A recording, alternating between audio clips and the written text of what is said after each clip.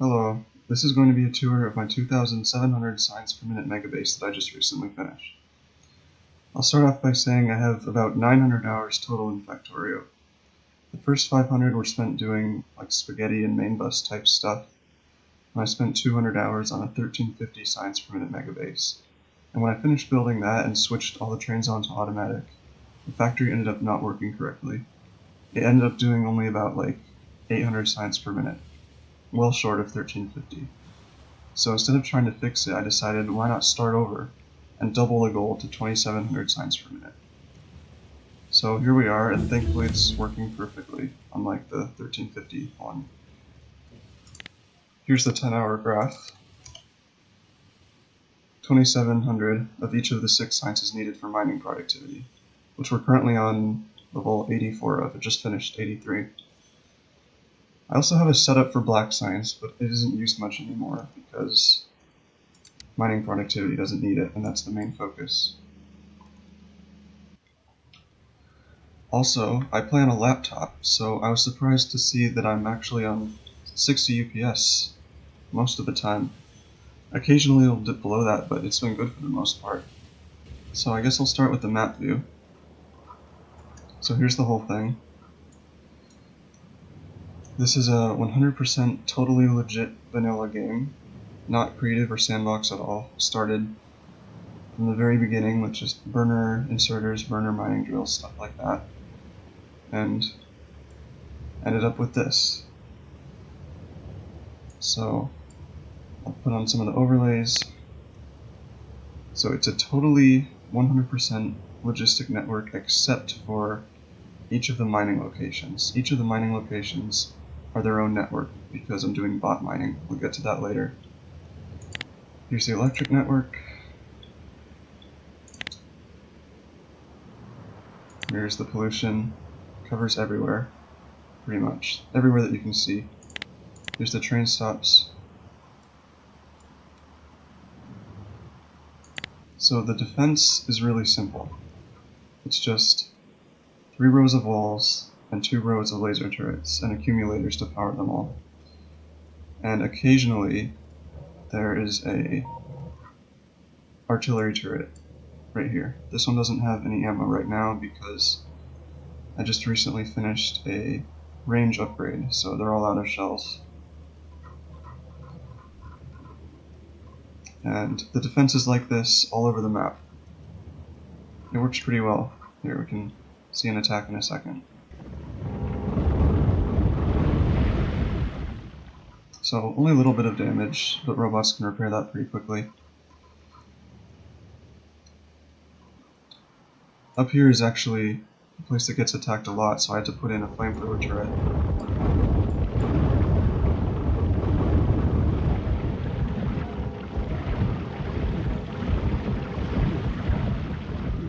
The biters over here were getting through the wall before, so I put the flamethrower turret to help out a little. So, Factory uses, if we click on a pole here, it says it's using 22.5 gigawatts right now, but that's just because it's charging the accumulators. Overall, it uses about like 17 gigawatts on average.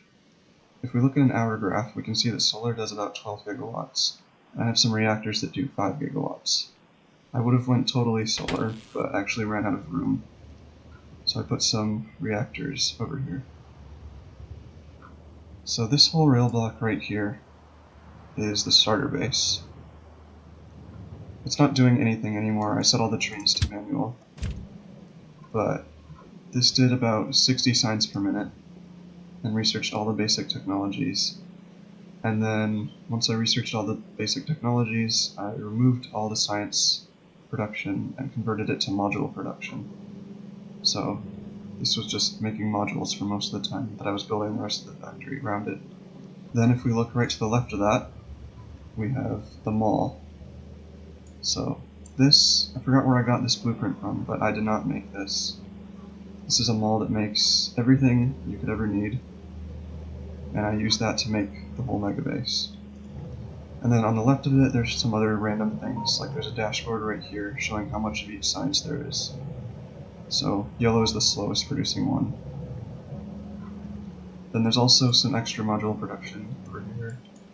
And then this right here is a wood burner. So these chests right here request a ton of wood. So whenever I deconstruct a forest, all the construction robots take all the wood here, and it gets burned in the boilers. And when it's on, these lamps right here change from red to green to show that it's active, just so you can see at a glance that it's working. Thought that was kind of cool. And this just makes concrete and brings it over here to make refined concrete, and it gets put in the chest to go to the main logistics storage, which is right here. So all of this is just random storage for whatever needs a place. Then below that there's storage just for landfill. And then all of this is refined concrete.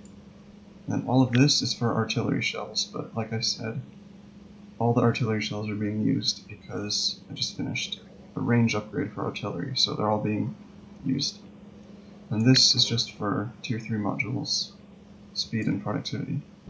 Then we have the Sulfuric setup right here. So uranium ore comes in from a little simple 1-to-1 train right here, comes into the uranium ore processors. And then there's the Sulfuric setup right here. And then this centrifuge down here processes the used fuel cells and turns them back into U-238. This centrifuge makes nuclear fuel because all the trains are powered by nuclear fuel. And it puts it into a red box, and all the bots take this around to the base. You can see one example of how this works. Every unloading station has a requester chest for nuclear fuel at it, so every train gets fueled automatically this side, since the whole thing is one logistic network. And then here there's also the nuclear fuel cell assembler.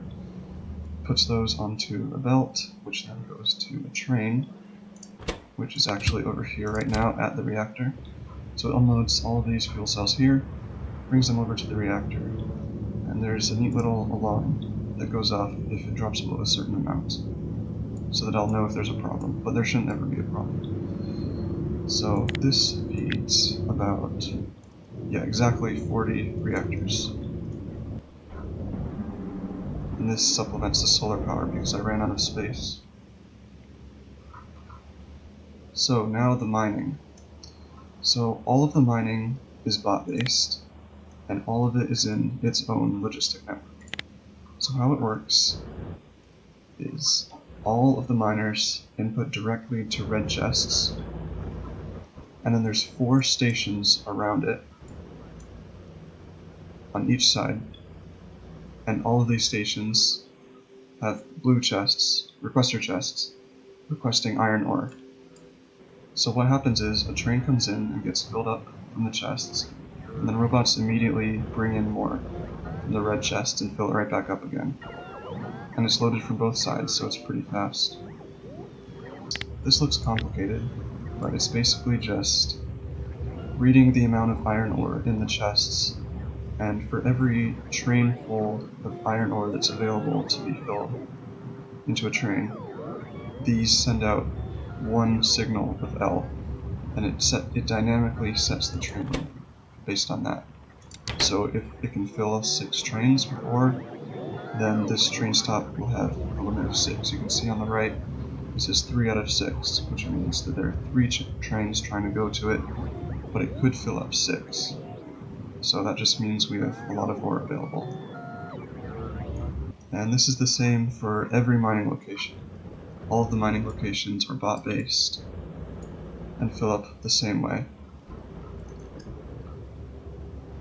Copper does the same thing. Coal and stone also do the same thing, but there's only one station because they're not needed as much. There's stone.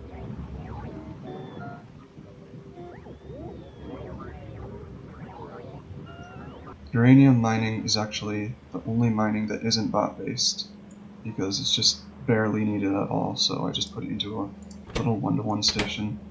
And of course sulfuric acid comes and goes into the miners because they need that. So I have 3 total iron ore mining locations, 2 copper ore mining locations, 1 coal, 1 stone, 1 uranium, and here's the oil. So there's only 1 crude oil mining location, and it all just comes very, very high throughput through these pumps into 1 station, and the trains get filled up really, really quickly.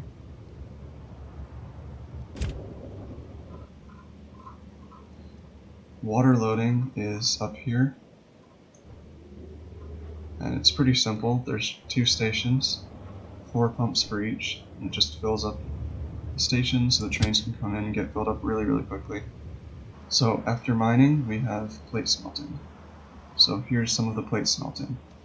All 3 of these iron plate smelting locations are exactly the same. I just copy and pasted them. So what this is an 8-belt iron ore unloading station going into a big unit of iron plate smelting, and it goes into another 8-belt station. And this station has a similar thing to the iron ore loading stations, except it's for plates, and this basically sets the train limit to a max of 3, depending on how much iron plates are available to be loaded into a train. So right now it has enough iron plates for 3 trains, but there's only 1 train that needs it. All of the smelting is also clocked, so this right here is a circuit clock, and basically it only activates these inserters every certain amount of time, and that certain amount of time is based on when there will be 12 iron plates in the furnace. So that's basically for UPS efficiency, to minimize the amount of time that these inserters are active, so that it outputs 12 all at once instead of 1 constantly over and over again. So all the smelting is exactly the same. So here's a copper ore smelting location, 2 stations, 16 belts total, into 16 belts of plates, and the exact same thing here. Up here, I actually have some iron ore going directly to belts, going into iron plate smelting, and then directly into steel smelting. So iron ore directly into plates, directly into steel plates, and then this makes almost 4 full belts of steel. It looks like it's full right now, but that's just because it was backed up for a while. And the steel train comes in and gets filled up. There's a little bit more up here that isn't being used right now. And I have the same thing over here. So it's actually a little different because this ore comes in by train, and then into iron plates, and then into steel. And here we have the same almost 4 belts of steel being put into the station. So for green circuits, I just have this one kind of weird looking design that I made, and I just copy and pasted it 4 times, and then also made a smaller little one over here because we needed just a little bit more. So each of these does 8 belts of green circuits. It's just a kind of a standard 6 assembler design for 1 full belt of green circuits. Over here is low density structures. So I actually have some of the iron ore copper ore going directly into smelting, and then directly along all these belts right into the low density structures because they need a lot of copper. And then steel and plastic come in here, and yeah, that makes low density structures out here. So over here, this is one of the biggest builds. This is red circuits. So this makes 8 belts of red circuits. Normally it's full, but sometimes it makes little gaps like this when it's not needed as much. And this all goes into 1 station with a train limit of 4.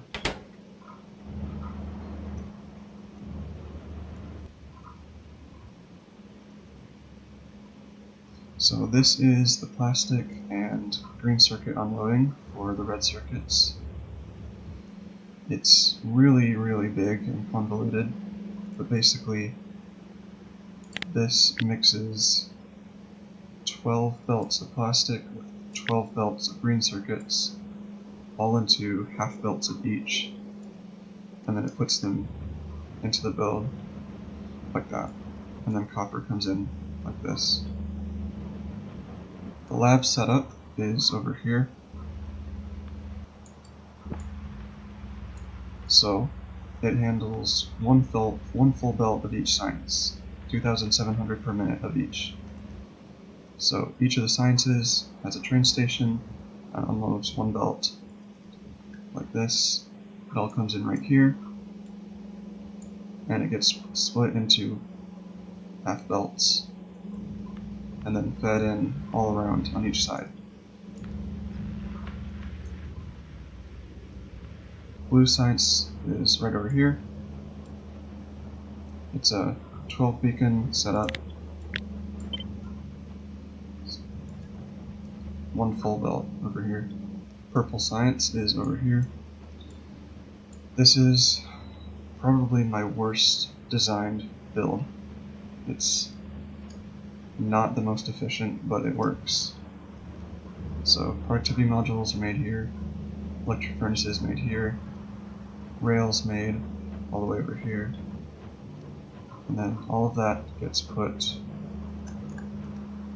here into the blue, or purple science I mean, and it kind of just loops around and just goes all the way around here, and then a full belt goes all the way down here and into a train station. Right above that is black science, but it's not getting used because mining productivity doesn't require any black science. Right above that is yellow science, so nothing too interesting here, just all the ingredients coming in, getting merged. So electric engine units get made and put into robot frames, which get made, and then all of that gets put into yellow science, and that goes into a train station. Up here there is productivity module, or speed modules, and then that, along with blue circuits, goes into the rocket control unit build, which is 12 beacon, and then all of that comes out over here into a train station. The satellite setup is right to the left of that. So here, satellites are made. And then above that is the rocket setup. So rocket control units, rocket fuel, and low density structures go in here, and it makes one full belt of white science. We can watch 2 rockets launch here in a second.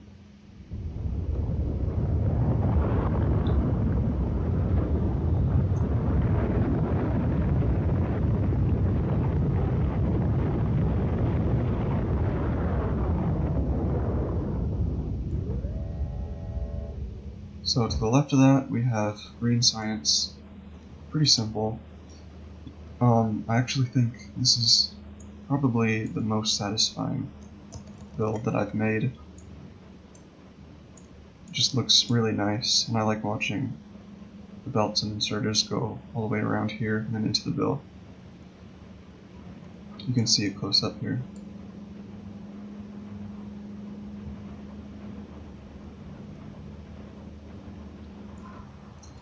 Right below that is uranium mining, and then right below that is red science. Red and green science are really simple, so just 2 inputs and 1 full belt of red output. Over here we have stone bricks, so we have some stone trains, and they unload stone into 12 belts that get balanced and then put into the stone smelter. And then that all gets merged into one station. Over here we have sulfuric acid, so this is pretty simple, just sulfur, iron plates, and water come in, and sulfuric acid gets put out. It goes to the right over here into a station. Then right above that we have the sulfur build, so that's just water and petroleum. It makes sulfur. Up here by the reactors we have the battery build, so not much to say about that, it just makes batteries. Then right below that, there's the blue circuit build. So it uses a lot of green circuit trains, a lot of green circuit belts, and it makes almost 2 full belts of blue circuits.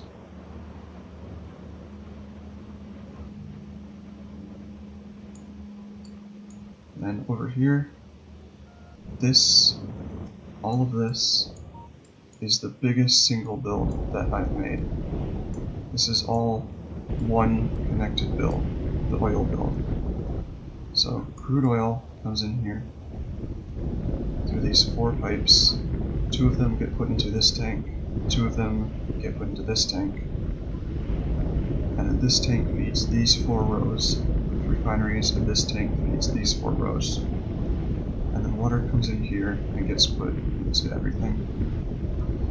And this whole oil build is one connected thing.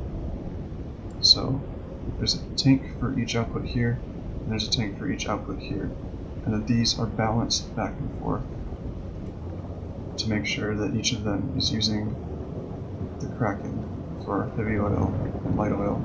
And there's 2 of those for each, but it's all connected and balanced so that if one is making too much, the other can crack it out, cracking. And then over here, the heavy oil from both sides comes and meets in the middle into one 12-beacon lubricant plant. And that comes all the way over here to the lubricant station, which is right here. And right outside of that is 4 petroleum loading stations. So 4 pipes of petroleum come over from the top, 4 rows, they come down here, and they meet with the 4 pipes from these 4 rows. And those all just get merged into 4 petroleum loading stations right here. And right down here, all the light oil comes in, it gets made into solid fuel along with water, and then that gets put directly into rocket fuel, which also uses light oil.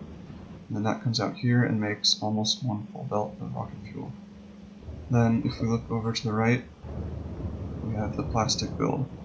So stone comes in right here, gets balanced, petroleum comes in right here, and then it makes 44,000 plastic per minute.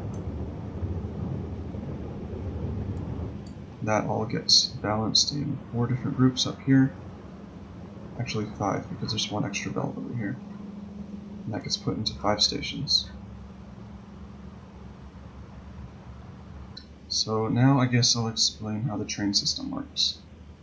So there are 214 trains and 184 stations. Every single train is exactly the same size. Every train is a 1-4 train, so 1 locomotive and 4 wagons. There's no specific reason I did this, I just prefer this size of train pretty much. So how the rail system works is it's divided into blocks, and every block is about the size of a 1-2 train, just to be a little bit more efficient than 1-4. And basically, every unloading station has at least 1 train, but sometimes it has multiple, because it'll need more throughput. For example, this station has a train limit of 3, so it needs 1 train here, and then 2 trains here in the waiting slot. And then this one needs 2, so 1 train can wait here, and then 1 in this last waiting slot.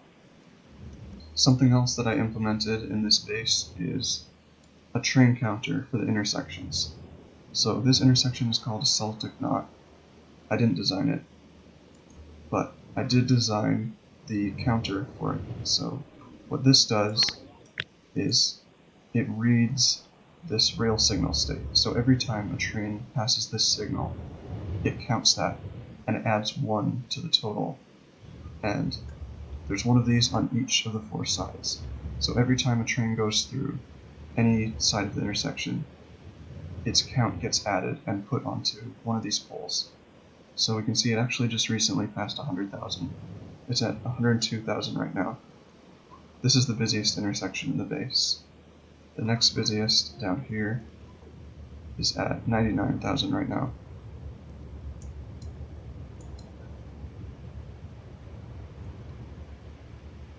Over here, there's just the engine unit build, Nothing special.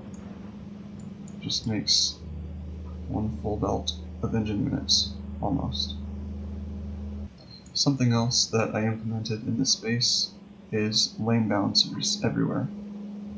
Everywhere that is train unloading, I mean. So every train unloading has a lane balancer. What this basically does is it makes sure that these chests stay having the exact same amount of materials in each. So you can see each of these belts and each of the lanes on the belts is moving at exactly the same speed. While over here, you can notice that the belts are not moving at the same speed, and the lanes on the belts are also not moving at the same speed. So this lane balancer is really, really useful for making sure that you use exactly the same amount to keep the chests and therefore the trains balanced. And I have that in 3 sizes, so this is a 4:2, this is a 4:1, and this is a 4:4. Again, you can notice over here, the lanes are not moving at the same speed. The bottom lane on this belt is moving faster. So that would be a problem if there wasn't a lane balancer, because these chests would end up unbalanced, and then the trains would be stuck waiting here with some ore in some of the wagons but not in other ones, and then it would cause gaps in production.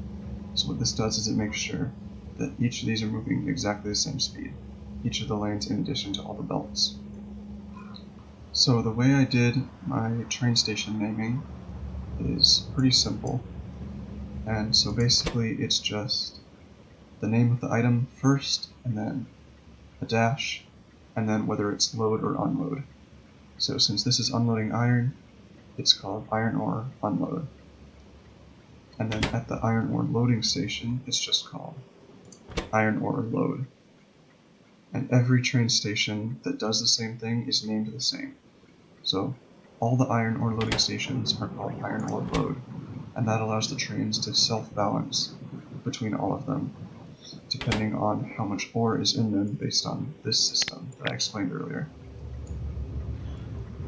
So a station over here, like green circuits, would be called green circuits unload. And then over here is just green circuits load.